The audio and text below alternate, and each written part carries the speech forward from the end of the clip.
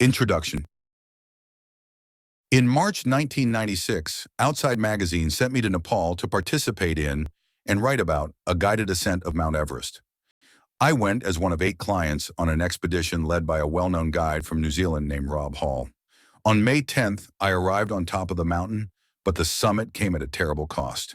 Among my 5 teammates who reached the top, 4, including Hall, perished in a rogue storm that blew in without warning while we were still high on the peak. By the time I descended to base camp, 9 climbers from 4 expeditions were dead, and 3 more lives would be lost before the month was out. The expedition left me badly shaken, and the article was difficult to write.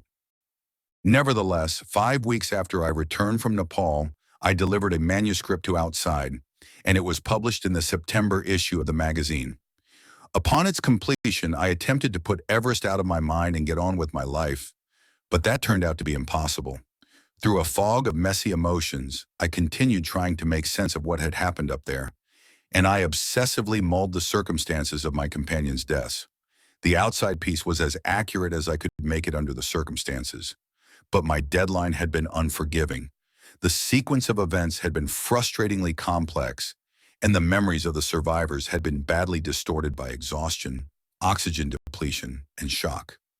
At one point during my research, I asked 3 other people to recount an incident all 4 of us had witnessed high on the mountain, and none of us could agree on such crucial facts as the time, what had been said, or even who had been present. Within days after the Outside article went to press, I discovered that a few of the details I'd reported were in error. Most were minor inaccuracies of the sort that inevitably creep into works of deadline journalism, but one of my blunders was in no sense minor, and it had a devastating impact on the friends and family of one of the victims.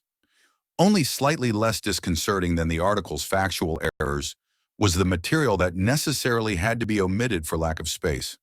Mark Bryant, the editor of Outside, and Larry Burke, the publisher, had given me an extraordinary amount of room to tell the story. They ran the piece at 17,000 words, 4 or 5 times as long as a typical magazine feature. Even so, I felt that it was much too abbreviated to do justice to the tragedy. The Everest climb had rocked my life to its core, and it became desperately important for me to record the events in complete detail, unconstrained by a limited number of column inches. This book is the fruit of that compulsion. The staggering unreliability of the human mind at high altitude made the research problematic. To avoid relying excessively on my own perceptions, I interviewed most of the protagonists at great length and on multiple occasions. When possible, I also corroborated details with radio logs maintained by people at base camp, where clear thought wasn't in such short supply. Readers familiar with the Outside article may notice discrepancies between certain details, primarily matters of time, reported in the magazine and those reported in the book. The revisions reflect new information that has come to light since publication of the magazine piece. Several authors and editors I respect counseled me not to write the book as quickly as I did. They urged me to wait 2 or 3 years and put some distance between me and the expedition in order to gain some crucial perspective. Their advice was sound, but in the end I ignored it, mostly because what happened on the mountain was gnawing my guts out. I thought that writing the book might purge Everest from my life. It hasn't, of course. Moreover, I agree that readers are often poorly served when an author writes as an act of catharsis, as I have done here.